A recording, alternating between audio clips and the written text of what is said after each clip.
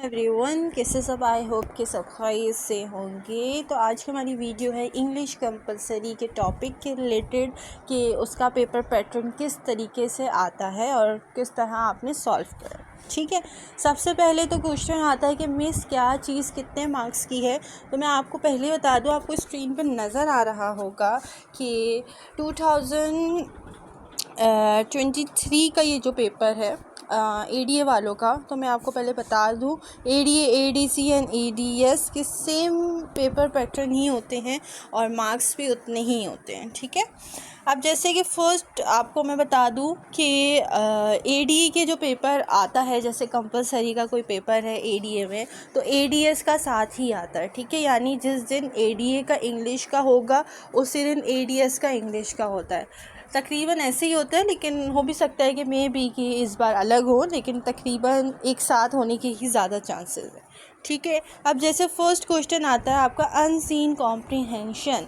मैंने पहले भी बताया कुछ स्टूडेंट्स को, अब भी बता रही हूँ कि अनसीन कॉम्प्रीहेंशन जो कि 30 मार्क्स का होता है, पूरा क्वेश्चन मैं आपको बता रही हूँ कि 30 मार्क्स का अनसीन कॉम्प्रीहेंशन है। ठीक है, अब नीचे इसी पैसेज से रिलेटेड जो क्वेश्चन है वो क्या क्या मार्क्स के हैं, उससे पहले मैं आपको बता दूँ कि अनसीन कॉम्प्रीहेंशन क्या होता है। अनसीन कॉम्प्रीहेंशन पैसेज ही है, जैसे आप नॉर्मल सॉल्व करते हैं पैसेज, ये भी वैसे ही सॉल्व किया जाता है।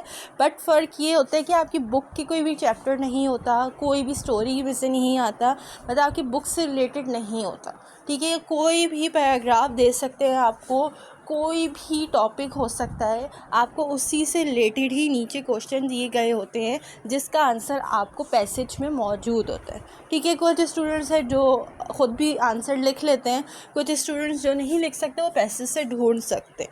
ठीक है, अब जैसे इस पर फर्स्ट जो पैसेज का फर्स्ट जो क्वेश्चन है वो 5 मार्क्स का है। ठीक है, सेकंड भी 5 मार्क्स का है, थर्ड भी 5 मार्क्स का है, फोर्थ भी 5 मार्क्स का है, एंड देन जो फिफ्थ है वो 3 मार्क्स का है। ठीक है, उसके बाद 6 जो क्वेश्चन है वो 5 मार्क्स का है, एंड 7 इसमें क्वेश्चन दिए गए हैं जो कि 2 मार्क्स के हैं। अब अगर आप 7 यानी जी अगर देखें, उसमें आपसे टाइटल पूछा जा रहा है, तो हो सकता है टाइटल सबका सेम ना हो। ठीक है, आपका माइंड क्या सोच रहा है, आपका बराबर वाला क्या सोच रहा है, सेम तो नहीं सोच रहे होंगे ना, थोड़ा सा फ़र्क होगा कि सबके टाइटल अलग ही होंगे, एक साथ टाइटल नहीं होते। ठीक है, तो आपको पहले ये क्लियर कर दूं कि टाइटल ये मत देखिएगा कि मैंने ये मेरे माइंड में तो ये टाइटल आ रहा है पैराग्राफ को रीड करके, तो मैंने लिख लिया। अब अगर आप किसी और से पूछेंगे उससे कोई और टाइटल लिखा होगा, अब आपको लग रहा होगा कि उसका सही है, मेरा गलत है। ठीक है, तो ऐसा नहीं सोचिएगा, जो आपके माइंड में आ रहा है आपने पेपर पर जाके वही लिख दें। ठीक है, और जो टॉपिक होता है वो पैसेज के अंदर ही मौजूद होता है, बस पैसेज को थोड़ा ध्यान से देखना होता है। ठीक है, true and false, word meaning सब आपको पैसेज में मौजूद होती है। ठीक है, अब सेकंड क्वेश्चन आता है summary of the above passage. ठीक है, समरी आपको किसकी लिखनी होती है, जो कि 5 मार्क्स का क्वेश्चन है, उस समरी आपको ऊपर जो अनसीन कॉम्प्रीहेंशन जो पैसेज आपको दिया गया होता है उसकी समरी लिखनी होती है। ठीक है, समरी किसकी लिखनी होती है, जो ऊपर अनसीन कॉम्प्रीहेंशन का जो पैसेज दिया गया है उसकी समरी आपको लिखनी होती है। ठीक है, फिर थर्ड क्वेश्चन आता है कोई एक मतलब कोई एक आंसर आपको लिखना है जो कि 10 नंबर का। ठीक है, ये क्वेश्चन कौन सा है, स्टोरी से। ठीक है, ये आपको 2 क्वेश्चन भी दे सकते हैं या आपको 1 क्वेश्चन भी दे सकते हैं। अगर 2 क्वेश्चन होंगे तो 5 मार्क्स के होंगे, और अगर 1 क्वेश्चन होगा तो 10 मार्क्स का। 10 मार्क्स के हिसाब से 2 पेजेस तक जाना चाहिए। एक पेज 5 मार्क्स का होता है। अपने माइंड में बिठा के रखिएगा कि कोई भी सब्जेक्ट्स हो, इंग्लिश नहीं कोई भी हो, अगर कोई टॉपिक 5 मार्क्स का आ रहा है तो 5 को आप 1 पेजेस तक तो लिख रहे, तो कोशिश करें दूसरा पेजेस तक भी ले जाए। यानी अगर आप 2 पेज कंप्लीट नहीं कर रहे तो 1.5 पेज एटलीस्ट करें, जिससे आपको 5 मार्क्स मिल सके। ठीक है, अब अगर आप 10 नंबर का हिसाब से कोई क्वेश्चन कर रहे हैं तो उसको 2 से 2.5 पेजेस तक उसका आंसर लिखें, कोई भी सब्जेक्ट को। ठीक है, और अगर आप कोई क्वेश्चन 20 नंबर का कर रहे हैं तो उसको एटलीस्ट आप 4 या 4.5 पेजेस तक उसको लेकर जाएं, और उसमें हेडिंग्स आपकी 10, 12, 14 तक होनी चाहिए तकरीबन। ठीक है, हेडिंग्स में ज़्यादा आपको नंबर्स मिलते हैं। ठीक है, अब हम आते हैं डायरेक्ट टॉपिक के ऊपर, मतलब वीडियो के ऊपर। अब आपका ग्रामर पोर्शन स्टार्ट हो रहा है, ठीक है। अगर आपने पास्ट पेपर देखे हों, बीए के होंगे क्योंकि एडीए तो अभी 2 साल से ही आ रहा है। अगर आपने पास्ट पेपर देखे हो उसमें सीन कॉम्प्रीहेंशन भी दिया गया है।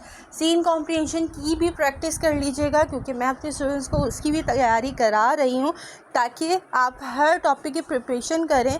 कुछ भी आ जाए पेपर में आपको परेशानी नहीं हो, आपको पता है कि हाँ मैंने ये किया हुआ, मैं ईज़िली कर सकती हूँ या कर सकता हूँ, ठीक है।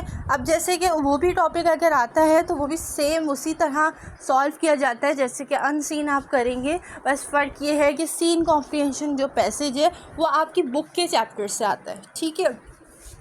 अब हम आते हैं ग्रामर पोर्शन के ऊपर। अब फर्स्ट जो टॉपिक इसमें दिया गया है, fill in the blanks with the correct form of verb, ठीक है। अब नहीं सॉरी, इसमें आर्टिकल्स का दिया हुआ है, ठीक है। कितने नंबर के हैं? 5 मार्क्स के ही सारे हैं तकरीबन, ठीक है।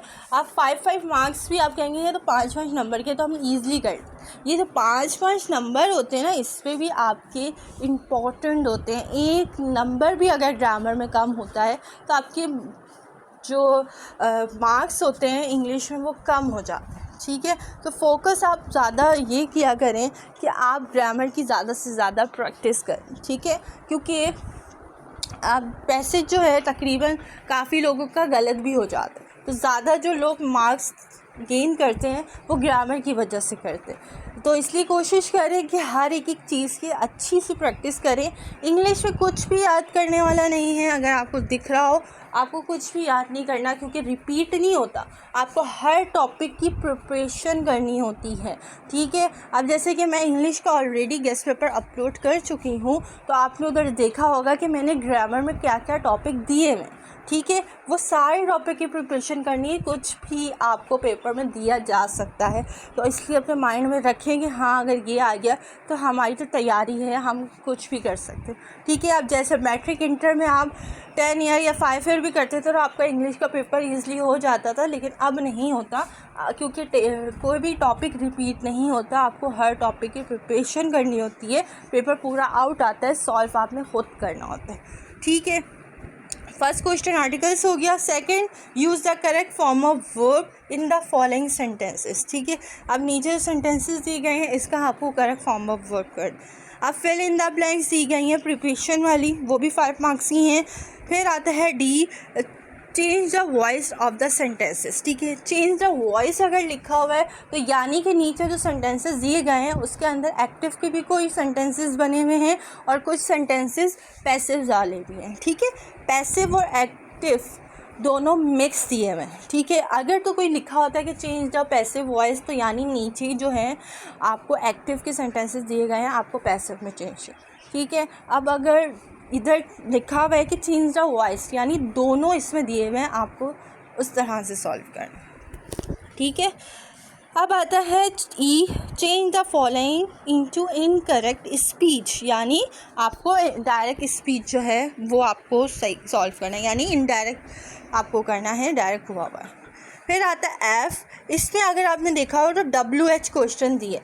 अब जो 2023 में, अब ये मैं देखती हूँ ये अक्टूबर वाला है या फिर दिसंबर वाला है, ये ना असल में दिसंबर वाला है। जो अक्टूबर वाले में है ना उसके अंदर डायलॉग भी दिए हुए हैं, ठीक है।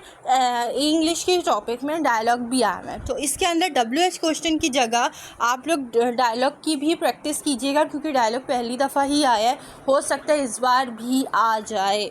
तो आप WH क्वेश्चन की तो प्रैक्टिस करेंगे ही करेंगे, डायलॉग्स की भी लाजमी कीजिएगा, वो भी 5 मार्क्स का ही आएगा, ठीक है। अब आप देखें क्वेश्चन नंबर 5 जिसके अंदर आपके पास 3 चॉइस है। आप ऐसे करें, लेटर करें, CV के साथ कवरिंग लेटर तो करना ही करना है, ठीक है।